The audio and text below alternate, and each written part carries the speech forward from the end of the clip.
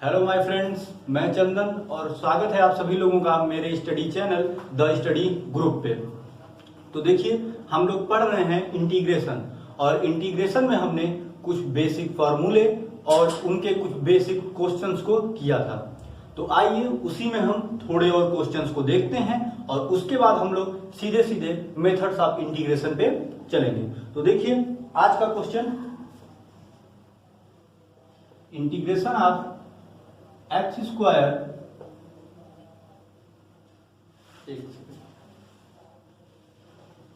देखिए ये क्वेश्चन है आज का, integration of x square 1 minus 1 upon x square dx.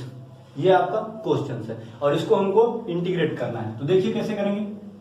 सबसे पहले आप एक्स स्क्वायर का अंदर मल्टीप्लाई कर दीजिए, तो ये हो जाएगा एक्स स्क्वायर, और इसमें करेंगे तो एक्स स्क्वायर से एक्स स्क्वायर कैंसिल हो जाएगा, यहाँ पे -1 बचेगा dx।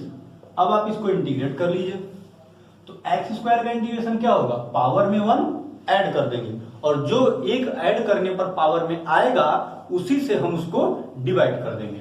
तो देखिए यहाँ पे क्या हो जाएगा, x³ / 3 माइनस 1 का क्या हो जाएगा x प्लस एक कांस्टेंट ऑफ इंटीग्रेशन c। ठीक है, चलिए नेक्स्ट क्वेश्चन देखते हैं। Integration of ax² + bx + c dx। ax² + bx + c dx, हमको इसका इंटीग्रेशन करना है। ठीक है, तो कर दीजिए। ax² सबसे पहले, a क्या है, कांस्टेंट है, ये बाहर हो जाएगा। x का होगा क्या होता है, उसके पावर में 1 जोड़ देते हैं और जितना पावर में 1 जोड़ने पे जो बनता है उसी से डिवाइड कर देते हैं। तो देखिए ax³ / 3 प्लस b, x का पावर कितना है 1 है, तो 1 में 1 जोड़ेंगे तो 2 होगा, x² / 2 प्लस c तो हो गया कांस्टेंट, तो कांस्टेंट का इंटीग्रेशन क्या होता है x c × x प्लस एक कांस्टेंट ऑफ इंटीग्रेशन c। ये कैपिटल सी है, एक कांस्टेंट ऑफ इंटीग्रेशन हमने जोड़ा है। अगर आपको लगता है कि c और c में आप कंफ्यूज हो जाएंगे तो आप c की जगह कैपिटल k को भी कांस्टेंट ऑफ इंटीग्रेशन करके जोड़ सकते हैं। ठीक है, कोई भी एक कांस्टेंट होना चाहिए। ठीक, समझ में आ गई दोनों बातें आपको। तो चलिए नेक्स्ट क्वेश्चन देखते हैं। क्वेश्चन नंबर 3 क्या है आपका, integration of x² + 3x + 4 upon √x dx। ठीक है, इसको हमको इंटीग्रेट करना है। तो देखिए सबसे पहले आप क्या करिए, integration of x² + 3x + 4 upon x के पावर √x है ना, तो √x को हम क्या लिख सकते हैं, x के पावर 1/2 dx। ठीक है, चाहे आप √x लिखिए चाहे x के पावर 1/2 लिखिए। अब आप इसको अलग अलग कर दीजिए। देखिए इंटीग्रेशन ऑफ x² / x के power 1/2 plus 3x upon x के power 1/2 plus 4x upon x के पावर 1/2 dx। ठीक है, अब ये 1/2 को आप ऊपर ले जाइए, x² × x के पावर -1/2, ये +1/2 था, ऊपर जाएगा क्या हो जाएगा -1/2 प्लस 3x × x के पावर -1/2 प्लस 4 × x के पावर -1/2 dx। सिंपल।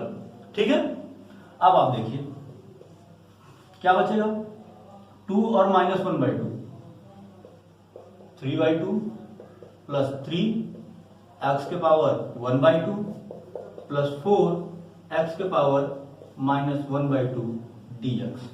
ठीक है, अब आप इसका इंटीग्रेशन कर दीजिए। सिंपल, x के पावर 3/2 है, +1 करेंगे तो कितना होगा, 3/2 में +1 करेंगे तो कितना होगा 5/2, और इसी से इसको डिवाइड कर दीजिए। समझ में आई बात। ठीक है, +3 है तो इसमें आप 1/2 को ऐड कर दीजिए। ठीक है,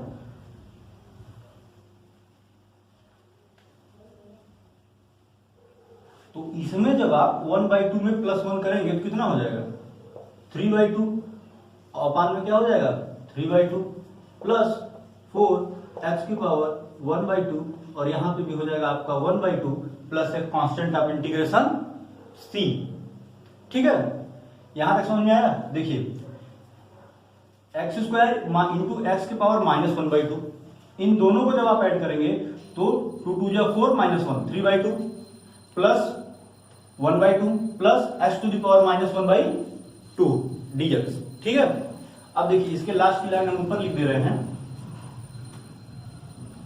देखिए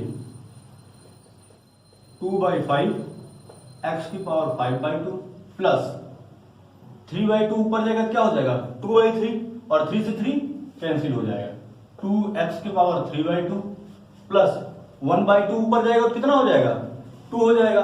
तो 4 का जब 2 से मल्टीप्लाई करेंगे तो 8 √x प्लस एक कांस्टेंट ऑफ इंटीग्रेशन c। समझ में आ गई बात आप लोगों को? ठीक है,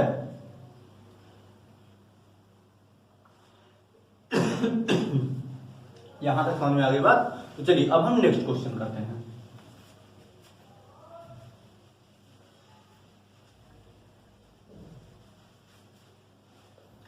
अगला क्वेश्चन देखिए कितना था, 4 नंबर काउंट कर लीजिएगा।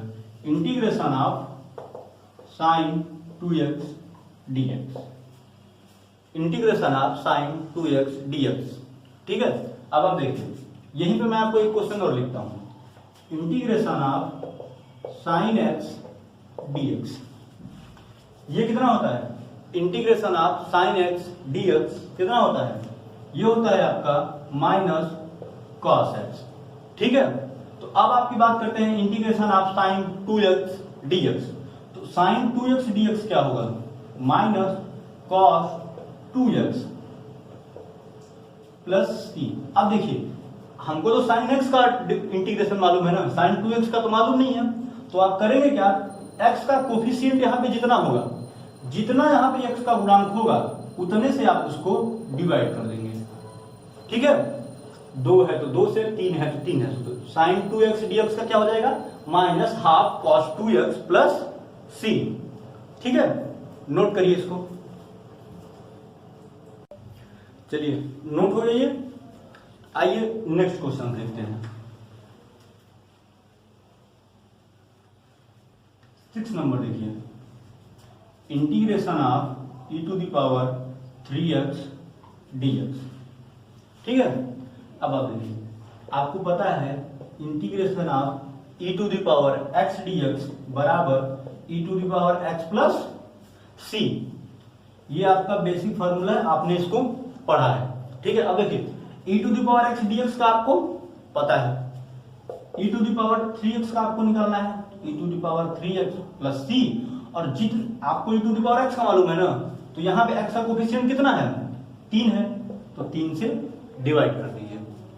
ठीक है, इसका सेम फॉर्मूला यही होता है कि जितना x का कोफिशिएंट है उसी से आप डिवाइड कर दीजिए। जैसे integration of cos 2x dx, तो cos 2x का कितना हो जाएगा sin 2x plus c। x का कोफिशिएंट कितना है 2, तो 1/2।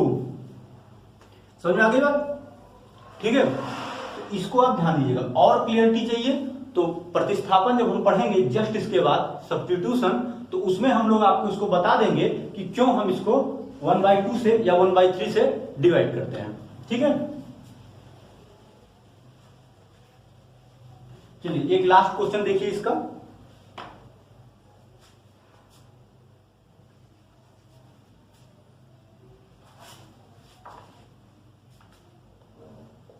Integration of 2x -3 cos x plus e⁻x dx। ठीक है, इसको देखिए हमको इसका इंटीग्रेशन करना है। कैसे करेंगे, सबसे पहले क्या है 2x का इंटीग्रेशन क्या हो जाएगा 2 इंटू एक्स की पावर कितना है 1 है, तो 1 में 1 जोड़ दीजिए, तो 1 और 1 कितना हो जाएगा 2, और फिर 2 से आप इसको डिवाइड कर दीजिए, x² बाई 2। ठीक है, -3 cos x का integration sin x plus e to the power x का integration e to the power x plus c। ठीक है, अब आप देखिए, आप चाहिए तो इसको अलग अलग तोड़ के भी इसका इंटीग्रेशन कर लेंगे, लेकिन वो बहुत लेंदी हो जाता है। ठीक है, जैसे हमने आपको फर्स्ट लेक्चर में बताया था, वो हम तब करते हैं जब हमको समझ में नहीं आता, हम पढ़ना शुरू करते हैं। अब आपको पता चल चुका है कि माइनस और प्लस में जब फंक्शन अलग अलग है, ठीक है, तो इसमें कितने टर्म है, 1 2 3, प्लस और माइनस से इसमें टर्म को अलग अलग करते हैं। इसमें 3 टर्म है इस फंक्शन में, हर टर्म का अलग अलग इंटीग्रेशन कर दीजिए। ठीक है, तो डायरेक्ट करेंगे, 2x 2 बाहर आया, x का कितना होता है x² माइनस 3 बाहर आया, cos x का sin x plus e to the power x होता है e to the power x। अब देखिए 2 से 2 कैंसिल, तो क्या हुआ x² minus 3 sin x plus e to the power x plus c। ठीक, समझ में आ गई बात आपको? चलिए आइए देखते हैं अगला क्वेश्चन। इससे ज्यादा इसके फॉर्मूले बेस से आपसे क्वेश्चन नहीं बनते। अगर आपने सिर्फ जितने क्वेश्चन मैंने बोर्ड पे कराए हैं, जितने भी क्वेश्चन मैंने बोर्ड पे कराए हैं, इतने क्वेश्चन अगर आप पढ़ लेंगे तो आपको और कोई भी क्वेश्चन बेसिक से आए इंटीग्रेशन के, मैं गारंटी देता हूं कि आपका कोई क्वेश्चन नहीं छूटेगा। बस सॉल्यूशन आप अपना स्ट्रांग रखिएगा। ठीक है, और सॉल्यूशन के कहने का मतलब यह है कि बहुत जल्दबाजी में क्वेश्चंस को मत कीजिएगा, और एग्जाम के लिए भी आपको प्रेशर होने की जरूरत नहीं है। एग्जाम में आपको भरपूर टाइम मिलता है, मतलब जितने नंबर का जितना क्वेश्चन होता है उसके एवरेज में आपको टाइम जरूर मिलता है। ठीक है, वो अलग बात है कि आपको क्वेश्चन नहीं आता तो आप किसी क्वेश्चन में ज्यादा टाइम दे देते हैं, कुछ क्वेश्चन आपको रटा रटाया याद रहता है तो उसमें आपका कम टाइम जाता है, लेकिन एक परफेक्ट टाइम आपको एग्जाम में मिलता है। तो टाइम की टेंशन आप मत लीजिएगा, खास करके 12th के स्टूडेंट, आप लोगों के एग्जाम तक टाइम की वेरिएबल नहीं होती। जो स्टूडेंट्स बोलते हैं मेरा टाइम कम होने की वजह से जो है कि कुछ क्वेश्चन छूट गए, इसका मतलब यह है कि किसी क्वेश्चन में उन्होंने इतना टाइम दे दिया जितने टाइम के लायक वो क्वेश्चन नहीं था। जैसे 2 नंबर के कोई एक शॉर्ट क्वेश्चन आपको मिल गया, ठीक है, मैं कोई भी किसी भी टॉपिक से, इंटीग्रेशन से, डिफरेंशिएशन से, लीनियर प्रोग्रामिंग से, प्रोबेबिलिटी से, मैट्रिक्स से, डिटर्मिनेंट से, रिलेशन फंक्शन से, किसी भी एक टॉपिक से, यूनिट से आपको एक 2 नंबर का क्वेश्चन मिल गया। ठीक है, और शॉर्ट क्या होते हैं, शुरू में ही होते हैं, ऊपर में पहले या दूसरे क्वेश्चन में। आपको क्या हुआ कि 2 नंबर का क्वेश्चन नहीं आ रहा है और आप लगे उसी क्वेश्चन को करने, और पता चला कि उसी 2 नंबर के क्वेश्चन को करते करते आपने जो क्वेश्चन 2 मिनट में हल करना था आपने 30 मिनट ले लिए। सॉल्व तो कर लिया लेकिन 30 मिनट चला गया आपका। क्वेश्चन था 2 मिनट का, तो बाकी के 28 मिनट आपके वेस्ट हो गए कि नहीं हो गए? हो गए ना। इसलिए ध्यान रखिएगा, अगर ये क्वेश्चन फंस गया इसको छोड़ दीजिए आप। मैं ये नहीं कह रहा हूं कि आप क्वेश्चन छोड़ गए, ये मतलब उस टाइम के लिए इसको छोड़ दीजिए। ये क्वेश्चन मुझे सॉल्व नहीं आ रहा है, मैं इसको लीव करता हूं, नेक्स्ट क्वेश्चन पे जाइए, अगला हल कीजिए। हो सकता है इसके चक्कर में अगला लॉन्ग आपको आ जाए। और जब आप पूरा पेपर हल कर लीजिए, फिर कम से कम 15 से 20 मिनट आपको रिवाइज करने के लिए बचता ही बचता है। नहीं बचता तो आपको पेपर पढ़ने के लिए 15 मिनट दिया जाता है। 3 घंटे 15 मिनट का आपका पेपर होता है, तो लास्ट में 15 मिनट आपको मिल जाएंगे। तो उस 15 मिनट में आप इस क्वेश्चन को कर लीजिए, जितना भी फॉर्मूला, जितना भी एफर्ट आप इस पे लगा सके, जितना भी फॉर्मूला ट्राई कर सके आप कर लीजिए। ठीक है, तो ऐसे पेपर को हल किया जाता है, ध्यान रखिएगा इस बातों को। बाकी एग्जाम टाइम में हम एग्जाम के बारे में बात कर लेंगे, कैसे कितने क्वेश्चन को क्या टाइम देना है। तो एक लास्ट क्वेश्चन देखिए, 7 हो गए थे ना, 7 या 8 जो भी। एक लास्ट क्वेश्चन देखिए बेसिक्स का, इसके बाद हम लोग मेथड्स ऑफ इंटीग्रेशन पे चलेंगे। ठीक है, क्या है क्वेश्चन आपका? Integration of 2x² minus 3 sin x plus 5 root x dx। ठीक है, चलिए लास्ट क्वेश्चन है, इसको पूरा डिटेल में अलग से बता देते हैं। तो इसको आप करेंगे अलग अलग, 2x² dx minus 3 sin x dx plus 5 root x है ना, तो रूट x को क्या लिख सकते हो, x के पावर 1/2 dx। अब ये मत सोचना कि सर इसको अलग अलग कर दिया, आप डायरेक्ट भी कर सकते हो, कोई दिक्कत नहीं है। एक नंबर अगर बेसिक से बनेगा तो 1 नंबर का क्वेश्चन बनेगा, और 1 नंबर का क्वेश्चन इसको आप डायरेक्ट इंटीग्रेट कर सकते हो। ठीक है, ये मैंने बता दिया कि आप अलग अलग कर सकते हो, जैसी आपकी मर्जी। पर मेरा मानो तो आप डायरेक्ट करो, इस लाइन के बाद डायरेक्ट ये लाइन ही आनी चाहिए। ये तो बीच में आपको सिखाने के लिए बताई जाती है। ठीक है, आप ये करोगे तो आपका टाइम लेंथी हो जाएगा। आपको इस लाइन के बाद डायरेक्ट ये लाइन लिखनी है। देखिए 2x², 2 बाहर आए, x² है, पावर में एक ऐड होगा, रट गया होगा आपको। अब तो पावर में ऐड करेंगे कितना हो जाएगा 3, 3 से डिवाइड कर दीजिए, 2/3 x³ इसका हो गया, -3 sin x का कितना होता है माइनस cos x, तो minus minus plus cos x plus 5, x power कितना है 1/2, 1/2 है तो इसके पावर में एक जोड़ेंगे 3/2 और 3/2 से divide plus c, 2/3 x³ plus 3 cos x plus 2 ऊपर जाएगा 10/3 x की पावर 3/2 प्लस c। हो गया आपका आंसर। 1 2 3 लाइन ये आपको लिखना है, लिखिए, अलग नहीं करना है, मत कीजिए। चलिए नहीं करते हैं। ये 3 लाइन का क्वेश्चन। अब इंटीग्रेशन में अभी तक आपने जितना पढ़ा है फॉर्मूला और इतने क्वेश्चन मिला के बस 2 नंबर का आपने पढ़ा है। कितना 2 नंबर का, 2 नंबर से ज्यादा यहां से पेपर नहीं आएगा, लेकिन एक क्वेश्चन जरूर रहेगा यहां से, मैं गारंटी लेता हूं इस बात की कि एक क्वेश्चन जितना आपने, मैंने 15-20 क्वेश्चन आपको कराए हैं और जो भी आपने फॉर्मूले पढ़े हैं, यहां से एक क्वेश्चन आपके एग्जाम में मिलेगा जरूर। ठीक है, तो ध्यान से पढ़िएगा, बहुत सिंपल होता है पेपर। आप लोगों का नंबर इसलिए नहीं बनता क्योंकि आप लोग समझ नहीं पाते कि मुझे नंबर मिलेगा कहां से। ठीक है, तो ये बातें आपको ध्यान रखनी चाहिए कि कहां से मुझे नंबर मिल सकता है। कहां, देखिए एफर्ट तो आपको हर जगह करना है कि मुझे सबसे अच्छा नंबर मिले, लेकिन कहां से नंबर मिल सकता है इस बात को ध्यान देना चाहिए। तो यहां से आपको 2 नंबर ही जरूर मिलेगा। ये 2 लेक्चर जो आपने लिया है कल और आज का, इन दोनों को मिला के आपको 2 नंबर मिलेगा। ठीक है, तो इसका अच्छे से आप नोट्स बना के कंप्लीट कर लीजिएगा। ये आपको 2 नंबर देगा ही देगा, कोई कहने की बात ही नहीं है। चलिए आगे चलिए। अब हम आते हैं समाकलन, मेथड्स ऑफ इंटीग्रेशन, इसको हिंदी में कहते हैं समाकलन की विधि या विधियां, जो भी लिखिए।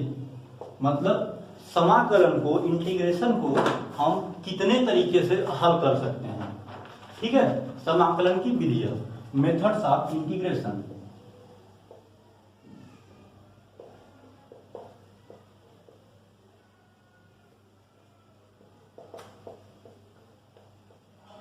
ठीक है, इसको हम थोड़ा अलग तरीके से पढ़ाएंगे।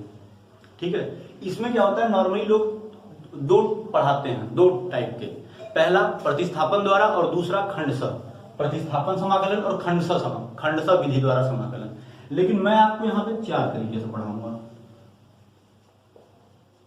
ठीक है, 4 तरीके से। तो सबसे पहले होता है आपका नंबर 1 रूपांतरण विधि द्वारा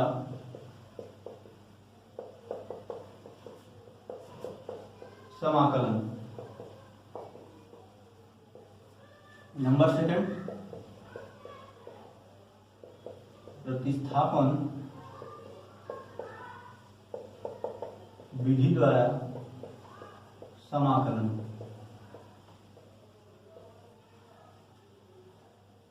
नंबर 3 आंशिक भिन्नों द्वारा समाकलन। एंड लास्ट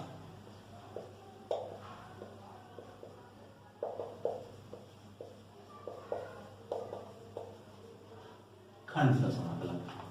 ठीक है प्यारे बच्चों, 4 पढ़ेंगे हम लोग। रूपांतरण विधि द्वारा समाकलन, प्रतिस्थापन विधि द्वारा समाकलन, आंशिक भिन्नों द्वारा समाकलन और खंडशः समाकलन। ठीक, और इन सब में मैं आपको एकदम परफेक्ट तरीके से बताऊंगा। जैसे रूपांतरण पहले हम लोग पढ़ेंगे। रूपांतरण में कुछ होता नहीं, बस 2 फंक्शन का हमें पढ़ना होता है ट्रांसफॉर्मेशन में, एक अलजेब्रिक फंक्शन का और दूसरा ट्रिग्नोमेट्रिक फंक्शन का। कि कोई फंक्शन दिया है तो हम उसको कैसे तोड़ करके एक सिंपल विधि से उसका समाकलन कर सकते हैं। उसके बाद आता है आपका प्रतिस्थापन समाकलन। प्रतिस्थापन में मैं आपको 7 टाइप पढ़ाऊंगा, टाइप वाइज पढ़ाऊंगा। ठीक है, 7 टाइप प्रतिस्थापन में पढ़ाऊंगा और मैं उसमें आपको दूंगा कि कैसा फंक्शन रहेगा। ठीक है, जैसे फंक्शन है px इंटू gx के पावर n या px इंटू gx⁴n अपॉन में कैसा फंक्शन है तो आपको क्या सब्स्टिट्यूट करना है वहां पे। प्रतिस्थापन की सबसे बड़ी प्रॉब्लम ये होती है कि बच्चों पढ़ तो पूरा लेते हैं, पढ़ तो आप पूरा लोगे, नो डाउट, कोई भी आपको पढ़ा देगा, लेकिन आपको ये बातें समझ में ही नहीं आएंगी कि मैं कौन से क्वेश्चन में क्या सब्स्टिट्यूट करूं। कोई भी क्वेश्चन को हल करने के लिए मैं क्या मानूं, जेड बराबर मैं क्या मानूं, क्या वैल्यू पुट करूं कि मेरा इजीली जो है कि सोल्यूशन मिल जाए मुझे।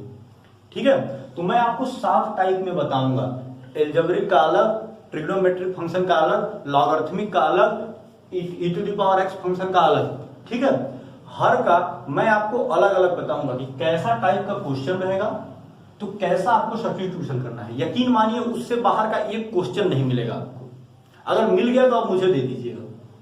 मैं आपको 7 टाइप प्रतिस्थापन में कराऊंगा और एक क्वेश्चन उसके बाहर का नहीं रहेगा, सारे एकदम वैसे रहेंगे। फिर पार्शियल फ्रैक्शन, आंशिक भिन्नों द्वारा समाकलन, एल्जेब्रिक फंक्शन को एक जुड़ा फंक्शन रहेगा जैसे 3x² + 4x³ अपान 5x² + 6x + 3।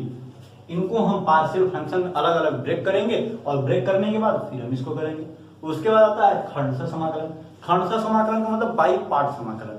मेनली हम इसको तब यूज करते हैं जैसे डिफरेंशिएशन में आपने देखा होगा कि प्लस और माइनस से जब टर्म जुड़े होते हैं तो उनको तो आप अलग अलग कर देते हैं, लेकिन डिवीजन जब होता है, भाग का रूल अलग होता है। अगर फंक्शन fx × gx के रूप में है तो इसका ddx आप अलग तरीके से निकालते हैं, fx × ddx आप gx प्लस gx × ddx आप fx। ठीक उसी तरीके से जब हमको मिल जाते हैं कोई दो फंक्शन fx × gx dx जिसको हम तोड़ नहीं सकते, जिस फंक्शन को हम तोड़ नहीं सकते, या कोई एक gx ऐसा मिल गया जिसका डायरेक्ट फॉर्मूले से या सब्स्टिट्यूशन से हम उसका रिजल्ट नहीं निकाल सकते, तो वहां पे 1 × gx करके हम उसको दो फंक्शन बनाएंगे। ठीक, और फिर इन दोनों फंक्शन में मल्टीप्लाई का रूल लगा के समाकलन का इसको हम हल कर लेंगे। ये भी बहुत सिंपल होता है, इसमें बस एक फॉर्मूला होता है, वही एक फॉर्मूला आपको याद करना है और उस एक फॉर्मूले से ही खंडशः के सारे क्वेश्चन लगेंगे।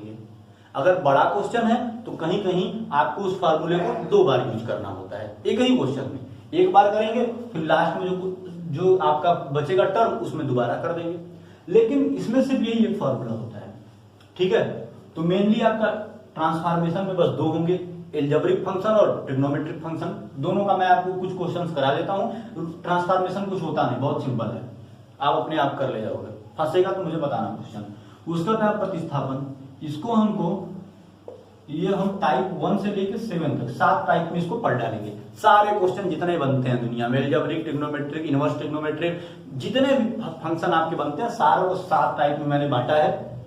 मैंने खुद इसको 7 टाइप में बांट के बनाया है नोट्स, क्योंकि जब मैं ऑफलाइन पढ़ाता था तो बच्चों की हमेशा कंप्लेन आती थी कि सर हम प्रतिस्थापन पढ़ तो लेते हैं, सब्स्टिट्यूशन पूरा पढ़ लेते हैं, पर लास्ट में जब हमको मिक्सअप मिलता है, मिसलिनियस जिसको आप कहते हो मिक्सअप क्वेश्चन का, कि कोई एक क्वेश्चन कहीं से कोई एक क्वेश्चन कहीं से, तो हम समझ ही नहीं पाते कि हमको कहां से कौन सा उसमें सब्स्टिट्यूशन करना है।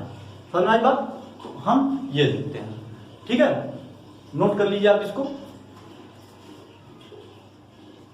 नोट हो गया? तो चलिए देखते हैं अब हम फर्स्ट मेथड आपका कौन सा है। फर्स्ट मेथड रूपांतरण का। ठीक है,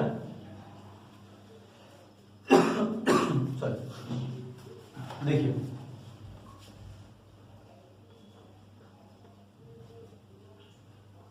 रूपांतरण विधि द्वारा समाकलन। ठीक है, इसमें कुछ होता नहीं है, हम लोगों को बस 2 फंक्शन को पढ़ना है, एल्जेब्रिक फंक्शन और ट्रिग्नोमेट्रिक फंक्शन। एल्जेब्रिक फंक्शन में भी बस कुछ ही फंक्शन आते हैं जो इससे होते हैं, बाकी तो आप डायरेक्ट मेथड से कर लोगे बेसिक फार्मूले से। ठीक है, तो दोनों के इसका कोई फार्मूला नहीं होता, दोनों का हम डायरेक्ट कुछ क्वेश्चंस करा देते हैं, उसके बाद हम सीधे चलेंगे प्रतिस्थापन पे। ठीक है, कोई दिक्कत नहीं है इसमें, इसके क्वेश्चन जितने बनते हैं लगभग हम आपको करा देते हैं हर टाइप के। फिर अगर कुछ फंसते हैं तो आप मुझे बताइएगा। ठीक, तो देखिए पहला क्वेश्चन जो हम लोग लेते हैं, इंटीग्रेशन ऑफ dx बटे √x प्लस √x प्लस 1। देखिए कहीं भी आपको इस तरीके के क्वेश्चन मिले, ठीक है, या ऊपर x upon root x plus x plus one हो, या यही क्वेश्चन x प्लस वन बटे root x plus one plus root x minus one हो। इस तरीके के क्वेश्चन जब भी आपको मिलेंगे, ठीक है, तो सबसे पहले आप क्या करें, इसका प्रमेयीकरण करिए। जो भी नीचे है साइन बदल के ऊपर मल्टीप्लाई कर दीजिए। देखिए इसको हल करने का सबसे सिंपल तरीका, root x minus root x plus one, इसका ऊपर root x plus root x plus one और root x minus root x plus one. ठीक है, देखिए यहां पे कितना था, root x plus root x plus one. ठीक है, तो देखिए हम बस बीच का साइन बदलेंगे और कुछ नहीं करेंगे। रूट एक्स प्लस था तो क्या हो गया, minus root x plus one.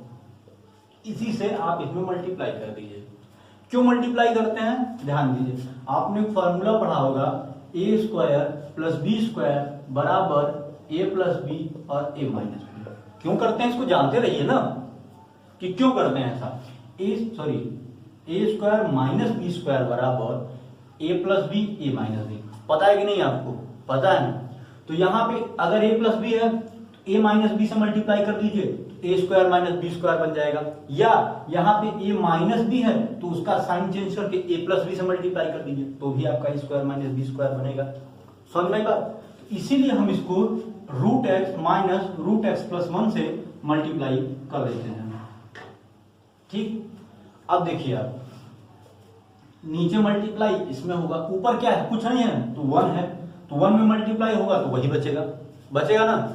अब आगे देखिए, root x minus root x plus one upon क्या होगा, a square minus b square. A square कितना है, x, minus b square minus x plus one d x बराबर क्या बचेगा, देखिए root x minus root x plus one upon plus x minus x क्या हो जाएगा, कैंसिल, वन क्या हो जाएगा, नीचे क्या बचेगा, माइनस वन डी एक्स। ठीक, तो फंक्शन हमें क्या मिला, इंटीग्रेशन ऑफ माइनस ऊपर ही माइनस कॉमन लीजिए तो क्या बचेगा, root x plus one minus root x d. ऊपर भी माइनस कॉमन ले लीजिए तो माइनस माइनस क्या हो जाएगा, प्लस हो जाएगा। इतनी बातें तो आप समझ सकते हैं।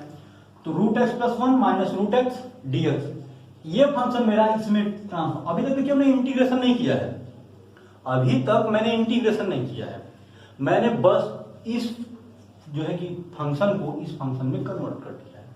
ठीक है, अब देखिए आप इसमें क्या हो जाएगा, x प्लस वन को क्या लिख सकते हैं, x प्लस वन के बाद वन बाई टू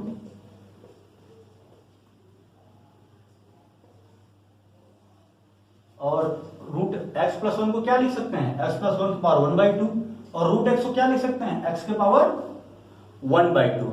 ठीक है, अब एक चीज और ध्यान दीजिएगा, देखिए x प्लस कुछ भी हो, कोई भी नंबर 1 से लेके 9 तक कोई भी नंबर हो x के प्लस में, ठीक है, तो हम डायरेक्ट x का फार्मूला उस पर लगा सकते हैं। जैसे x, जो formula x to the power n पे लगेगा वही formula x plus one to the power n पे लगेगा। ठीक, लेकिन अगर यहाँ पे इसका कुछ गुणांक होता 2, 3, 4 तो हम न लगा पाते, तब उस इंटीग्रेशन करने के बाद जो इसका गुणांक होता उसी से हम इसको डिवाइड कर देते। जैसे हमने वहां पे दिया था साइन 2x, 2 आपका x के कोफिशिएंट था तो 2 से हमने 1/2 से डिवाइड कर दिया था पिछले क्वेश्चन में। ठीक है, तो देखिए क्या हो जाएगा, x प्लस वन 1/2 है, प्लस वन करेंगे कितना होगा 3/2। अब देखिए यहाँ पे 2/3 कैसे हो गया, कंफ्यूज मत होइएगा। 1/2 प्लस वन कितना होता है, 3/2 ही होता है ना, तो x प्लस वन की पावर कितना हो गया 3/2। अब 3/2 जो है कि जब, ठीक है, इतना समझ में आया।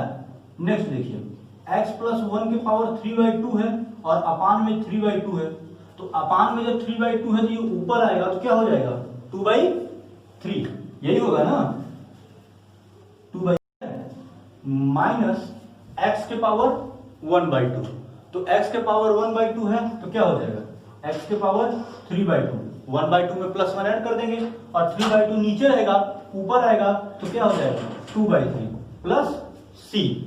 ठीक है, समझ में आ गया क्वेश्चन। तो चलिए नेक्स्ट पे चलते हैं।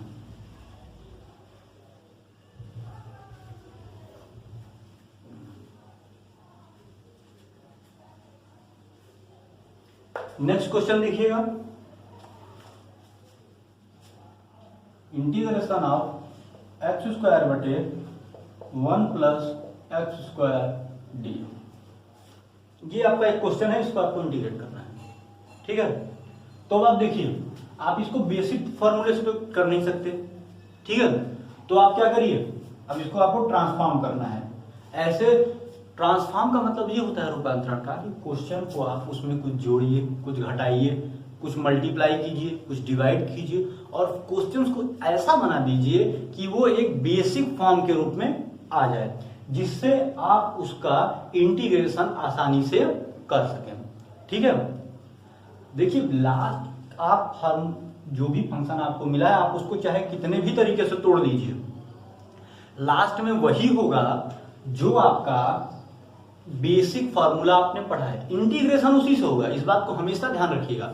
जो भी ये प्रतिस्थापन हम लगाएंगे या ट्रांसफॉर्मेशन लगाएंगे, ये हम इसलिए लगाते हैं कि क्वेश्चंस को बेसिक में तोड़ सकें, ठीक है। अब देखिए इसमें हम क्या करेंगे, कुछ मत करिए, एक जोड़ दीजिए ऊपर और एक घटा दीजिए। आप कहेंगे ये कैसे होगा, तो देखिए नीचे 1 प्लस एक्स स्क्वायर है ना, ऊपर भी अगर 1 प्लस एक्स स्क्वायर मिल जाए तो दोनों कट नहीं जाएंगे, कट जाएंगे ना। देखिए 1 जोड़ दिया, 1 घटा दिया, अब ये क्या हो जाएगा, देखिए 1 प्लस एक्स स्क्वायर को एक साथ कर लीजिए बटे 1 plus x square minus 1/1 plus x square dx, ठीक। 1 प्लस एक्स स्क्वायर को एक साथ कर लीजिए और 1 को बाहर कर दीजिए। इसमें तो कोई अलग है क्योंकि हमने 1 को ही जोड़ा है और 1 ही डिवाइड जो है किसको घटाया है, ठीक। तो देखिए इससे ये हो जाएगा कैंसिल, तो क्या बचा, इंटीग्रेशन आप 1 minus 1/1 plus x square dx। अब आप ये बात जानते रहिए कि इसमें एक जोड़ना है घटाना, या आप डायरेक्ट जानते हैं कि x square upon 1 plus x square को हम डायरेक्ट ये लिख सकते हैं 1 माइनस 1/1 प्लस एक्स स्क्वायर। इसको आप सॉल्व कर लीजिए, यही आएगा, 100% आएगा। इसको आप सॉल्व करेंगे यही आएगा। अब इसका आपको क्या करना है, इंटीग्रेशन करना है, करिए। 1 का क्या हो जाएगा x minus 1 plus x square किसका होता है, tan इनवर्स x का, माइनस tan इनवर्स x, ये पूरा 1 प्लस 1/1 प्लस एक्स स्क्वायर किसका होता है, tan इनवर्स x का, प्लस एक कांस्टेंट ऑफ इंटीग्रेशन c, ठीक है। ये है आपका ट्रांसफॉर्मेशन, ठीक। अब चलिए देखते हैं नेक्स्ट क्वेश्चन। समझ में आ रही है ना बातें आप लोगों को। अब एक देखिए ट्रांसफॉर्मेशन का एक बहुत ही फेमस क्वेश्चन, बहुत फेमस, लगभग आपको जितनी बुकें आपने देखी होगी हर बुक में मिल जाएगा। ये आपका क्वेश्चन नंबर 30 है मेरे ख्याल से ट्रांसफॉर्मेशन का, sec square x upon cosec square x dx। Transformation का ये बहुत फेमस क्वेश्चन है ट्रिग्नोमेट्री का। यकीन मानिए इस क्वेश्चन को मैंने 12th की हर बुक में देखा है। आप कोई भी बुक उठा के देख लो इंटीग्रेशन की, किसी भी राइटर की हो, ये क्वेश्चन आपको मिलना ही मिलना है, और कई बार ये पेपर में भी आ चुका है 2 नंबर में। ट्रांसफॉर्मेशन का एक बहुत ही फेमस और बहुत ही लाजवाब क्वेश्चन है। लेकिन अब बताइए कि आप इसको हल कैसे करेंगे, बताइए। देखिए सबसे सिंपल है, क्या करिए आप, ट्रांसफॉर्मेशन का मतलब ये होता है कि छोटे छोटे पदों में उसको तोड़ दीजिए और तब तक तोड़ते रहिए जब तक कि वो उसके आगे न टूट सके, ठीक। तो देखिए क्या करते हैं, ये क्या है, कोसेक स्क्वायर एक्स है। कोसेक का उल्टा क्या होता है, साइन होता है, आप पढ़े हैं। और कॉस का उल्टा क्या होता है, सेक होता है। तो देखिए कोसेक ऊपर जाएगा क्या हो जाएगा, साइन स्क्वायर एक्स, और सेक नीचे आएगा तो क्या हो जाएगा, cos square x dx। Cosec square x बटे cosec square x, sine square x बटे कॉस स्क्वायर एक्स, इसको लिख सकते हैं, हाँ या ना, बताइएगा। अब ये बताइए आप, यहां के बाद यहां लिख रहा हूं, साइन बटे कॉस क्या होता है, tan होता है, तो ये हो जाएगा आपका tan स्क्वायर एक्स dx। हो जाएगा नहीं हो जाएगा। अब बताइए, एक बहुत ही फेमस और लाजवाब फार्मूला आपने पढ़ा होगा, 3 फार्मूले, कुछ याद आ रहा है? मैं लिखने जा रहा हूं sec स्क्वायर एक्स माइनस 1। अरे 3 सरल संख्या नहीं पढ़ी थी? Sine square theta plus cos square theta equal to 1 पढ़ा था कि नहीं पढ़ा था? ये बताओ पहले हमको। Sec square theta minus tan square theta बराबर 1, यही था ना? था कि नहीं था? तो tan स्क्वायर एक्स को हम सीधा सीधा सेक स्क्वायर एक्स माइनस 1 लिख सकते हैं। अब आप इसको अलग अलग इंटीग्रेट कर दीजिए। अब देखिए सेक स्क्वायर एक्स का इंटीग्रेशन क्या होगा? देखिए integration of sec square x dx minus integration of dx, 1 तो 1 ही रहेगा। सेक स्क्वायर एक्स का इंटीग्रेशन कितना होता है? अगर आपको याद होगा तो tan x होता है। सॉरी, सेक स्क्वायर एक्स का इंटीग्रेशन कितना होता है? tan x minus x plus c. हो या नहीं? सबसे सिंपल क्वेश्चन और बहुत लाजवाब क्वेश्चन है, यकीन मानिए। जितनी मैथ की बुक्स आपने रखी होंगी 2, 3, 4 सब में ढूंढ लीजिएगा, ये क्वेश्चन आपको जरूर मिलेगा। 101% मिलना है। ठीक, कुछ नहीं करना है। सेक स्क्वायर एक्स का कॉस, कोसेक का साइन, साइन बटे कॉस। साइन बटे कॉस क्या होता है? tan, और tan को आप सेक स्क्वायर एक्स माइनस 1 में तोड़ देंगे बड़े आसानी से। सेक स्क्वायर एक्स का tan x होता है, 1 का x होता है, प्लस एक कांस्टेंट c। ठीक, चलिए नेक्स्ट क्वेश्चन देखते हैं।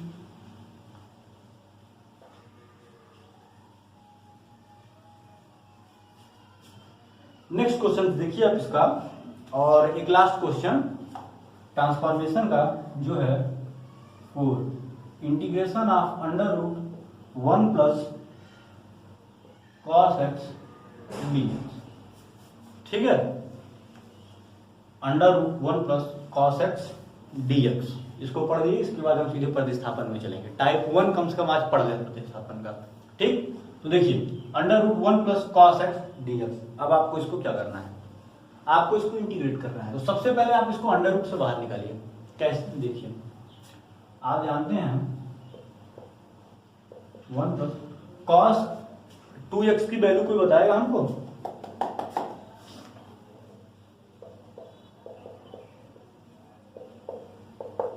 ये होती है cos 2x बराबर 2 cos square x minus 1।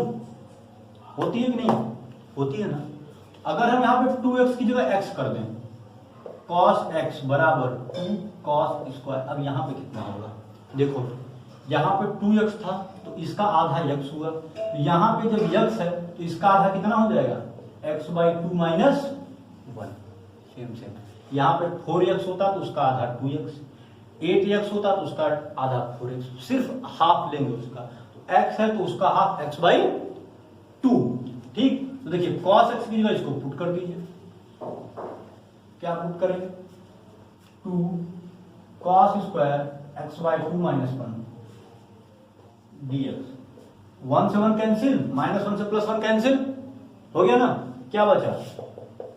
Under root 2 cos square x by 2 dx। Next इसको बाहर निकालिए, क्या बचेगा? Under root 2 into cos x by 2 dx। देखिए अंडर रूट 2 बाहर, cos x का कितना होता है? Integration sine x, sine x। अब देखिए यहाँ पे x तो है नहीं, x बाई 2 है। तो करते क्या है हम? जितना x का कोफिशिएंट होता है उतने से हम उसको डिवाइड करते हैं ना। तो देखिए यहाँ पे x का कोफिशिएंट कितना है? 1 बाई 2, तो 1 बाई 2 से हम इसको कर देंगे डिवाइड, प्लस c 1 बाई 2 ऊपर जाएगा, 2 root 2 into sine x by 2 plus c। ठीक, जितना इसका कोफिशिएंट रहता है उसी से हम उसको डिवाइड करते हैं। 2 था तो 2 से किए थे, 3 था तो 3 से किए थे, 1 बाई 2 है तो 1 बाई 2 से करेंगे। समझ आ गई बात? चलिए, ये था आपका ट्रांसफॉर्मेशन, जिसको हमने कुछ क्वेश्चंस को देखा। इसको हमने आपको ट्रांसफॉर्मेशन के नाम से इसलिए पढ़ा दिया क्योंकि आपको याद रहेगा, नहीं तो आप इसको डायरेक्ट भी पढ़ सकते हो, कोई बहुत बड़ी चीज नहीं है। ठीक है, अब आइए आपको दिखाते हैं हम सेकंड नंबर जो मोस्ट इंपॉर्टेंट है, प्रतिस्थापन विधि द्वारा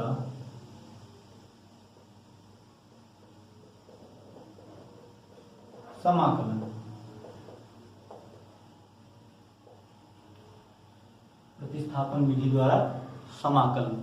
देखिए इसमें 3-4 चीजें होती हैं, जैसे 4 पार्ट हमने आपको बता ही दिया, प्रतिस्थापन, आंशिक भिन्न द्वारा खंडशः, एक लास्ट होता है निश्चित समाकलन। ठीक है, ये जो आप पढ़ रहे हैं ये अनिश्चित समाकलन है, क्योंकि इसकी समाकलन की कोई लिमिट नहीं है। जब आप निश्चित समाकलन पढ़ेंगे तो उसमें आपको एक लिमिट दी जाएगी, तो वो उसका एक लास्ट और टॉपिक होता है, उसको लास्ट में हम लोग पढ़ लेंगे। अभी हम लोग देखते हैं प्रतिस्थापन द्वारा समाकलन। ठीक है, समझ आ रही बात? देखिए आइए आपको एक नई चीज बताता हूं।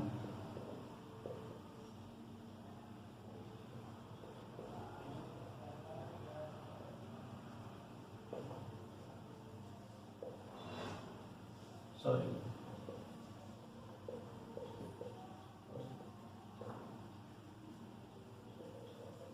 अभी तक आपने समाकलन की यही डिफिनेशन सुनी होगी कि समाकलन अवकलन का व्युत्क्रम होता है ना।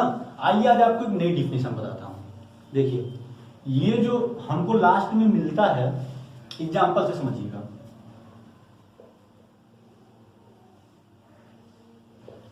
cos x dx, तो क्या मिलता है हमको?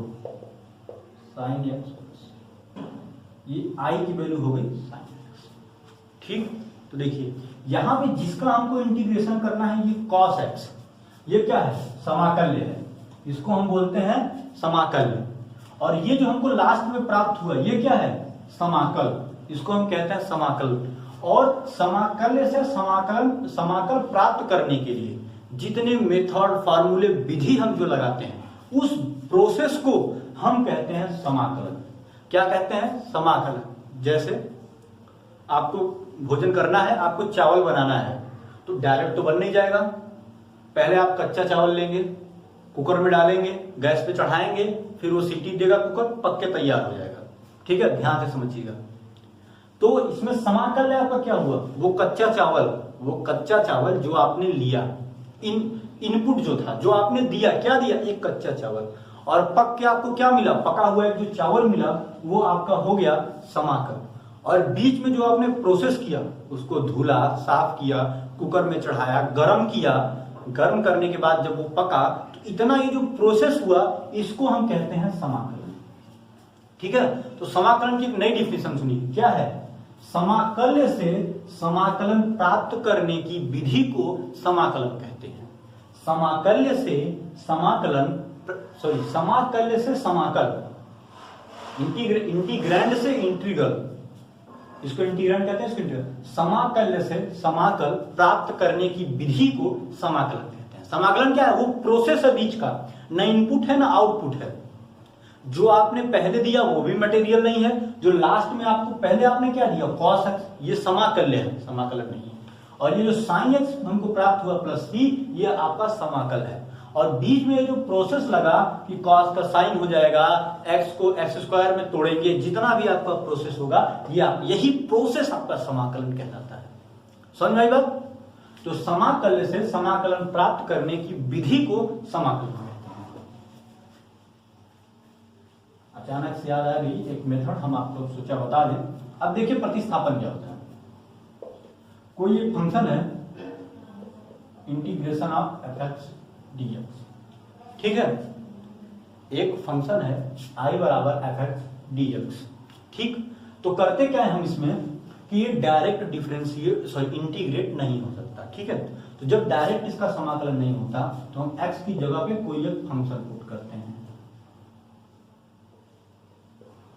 x बराबर gt हमने पुट कर दिया। ठीक है, इस फंक्शन में x बराबर gt हमने पुट कर दिया। ठीक है, तो हमको dx बराबर क्या मिलेगा? g डैश t dt, ये मिलेगा ना। अवकलन में पढ़ा होगा ना, हमने नहीं पढ़ाया, मानते हैं, समाकलन से शुरू कर दिया, कुछ ना कुछ तो जानते होंगे। तो देखिए होता क्या है, नहीं भी जानिए तो मैं बता दे रहा हूं, कोई परेशान होने की जरूरत नहीं है। देखिए ये gt है, इसका एक बार अवकलन हुआ g डैश t, तो t है तो t के सापेक्ष होगा तो dt, x है तो x के सापेक्ष होगा। तो x का क्या होता है? x का डिफरेंशिएशन 1 होता है ना, x का डिफरेंशिएशन 1 होता है, तो dx होगा dx बराबर g डैश t dt। अब इन्हीं वैल्यू को आप उठा करके इसमें पुट कर दीजिए, तो आपको i बराबर क्या मिल जाएगा? i बराबर आपको क्या मिलेगा? i बराबर आपको मिल जाएगा, देखिए एफ ऑफ एक्स की जगह क्या पुट करेंगे, G T, F of G T into, ये तो होगी एफ की वैल्यू। अब फंक्शन तो टी में पहुंच गया ना, तो dx तो होगा नहीं, t होगा, तो dx की वैल्यू क्या है, g डैश टी dt। यही आपका प्रतिस्थापन द्वारा समाकलन है। इसको जब आपने कर लिया, अब इसी को आप हल कर लीजिएगा, और लास्ट में यहां से x बराबर gt जो आपने रखा है, यहां से t की वैल्यू निकाल के इसमें पुट कर दीजिएगा। यही आपका सॉल्यूशन होगा प्रतिस्थापन विधि द्वारा। ठीक है, ये डेफिनेशन रूप है। आपको अगर थोड़ा नहीं भी समझ में आया तो कोई प्रॉब्लम की जरूरत नहीं है, क्वेश्चन में आपको एकदम 100% क्लियर हो जाएगा। ठीक है, यही आपका जो है ट्रांसफॉर्मेशन है, तो प्रतिस्थापन है, सॉरी ट्रांसफॉर्मेशन हो गया। तो प्रतिस्थापन ये फॉर्मूला है, इसको आप नोट कर लीजिएगा। अगर कभी पूछेगा प्रतिस्थापन विधि को डिफाइन कीजिए, ऐसे कभी पूछा नहीं है, पर अगर पूछ लिया कि प्रतिस्थापन विधि को डिफाइन कीजिए तो आप इसको डिफाइन करेंगे। ठीक है, चलिए अब इसके कुछ क्वेश्चंस देखते हैं।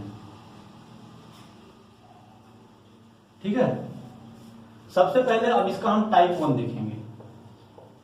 हमने आपसे कहा था कि मैं आपको प्रतिस्थापन टाइप बाय टाइप पढ़ाऊंगा, जिससे जितने तरीके के क्वेश्चंस मिले आप उसको करते चले जाओ। ठीक, तो देखो नंबर 1 जो टाइप है वो है बीजीय फलनों का समाकलन। बीजीय फलनों का समाकलन, ठीक, बीजीय फलनों का समाकलन। तो इसमें सबसे वही एल्जेब्रिक फंक्शन को हम लेंगे जो px into a x plus b to the power n, या px इंटू आप लिख a x plus b to the power n के रूप का। ठीक है, px एक फंक्शन है, ए एक्स प्लस बी दूसरा फंक्शन है। यहां पे a और b कांस्टेंट है और p को x का फंक्शन है। ठीक है, देखिए क्या होगा, px into a x plus b to the power n, या px divided by a x plus b to the power n। यहां पे जब ऐसे फंक्शन आपको मिलेंगे, ठीक है, यह एक परिमेय संख्या है, यहां पे कुछ भी हो सकती है, और x जो है आपका px है, वो x में एक बहुपदीय फंक्शन इसको कहते हैं। बहुपदीय फंक्शन मतलब कई टर्म का एक एल्जेब्रिक फंक्शन है। ठीक है, तो देखिए इसका जो वर्किंग रूल है, इसको जो करने का वो ये है कि आप z बराबर ए एक्स प्लस बी मान लो। ठीक है, इस फंक्शन में आप z बराबर ए एक्स प्लस बी पुट कर देना। ठीक है, ए एक्स प्लस बी जहां भी होगा वहां पे z पुट कर देना, z dz की वैल्यू निकाल के इसको इसमें रख देना। ये क्वेश्चन आपका इजीली सॉल्व हो जाएगा। लेकिन z बराबर ए एक्स प्लस बी आप सिर्फ फर्स्ट टाइप के क्वेश्चंस में रखोगे, जिसमें px into a x plus b to the power n, या px into a x plus b to the power n, ऐसे क्वेश्चंस रहेंगे तब। ठीक है, कैसे देख लीजिए कैसे क्वेश्चंस रहेंगे। ये आपका फर्स्ट टाइप है। इसी तरीके के हम 7 टाइप्स पढ़ेंगे। ठीक है, एक क्वेश्चन देखिए, पहला क्वेश्चन इसका, integration of x plus 2 upon integration of x plus 1 का होल स्क्वायर dx।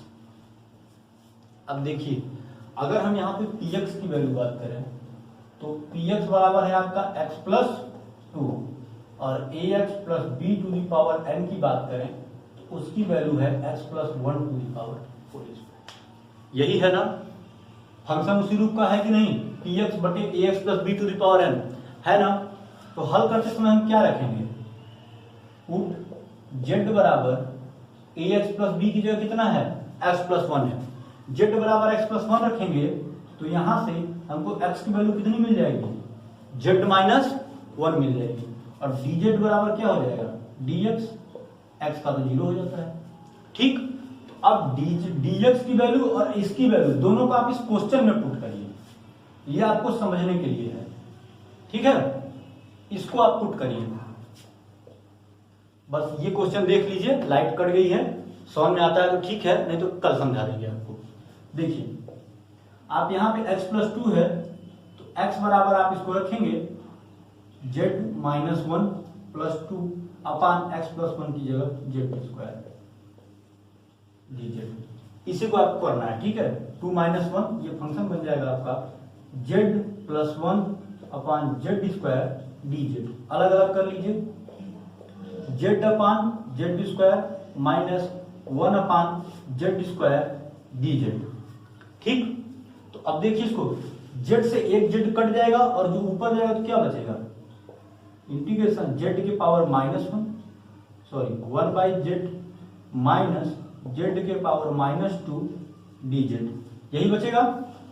ठीक है, अब ऊपर देखिए, इंटीग्रेशन करिए। 1/z का क्या होता है,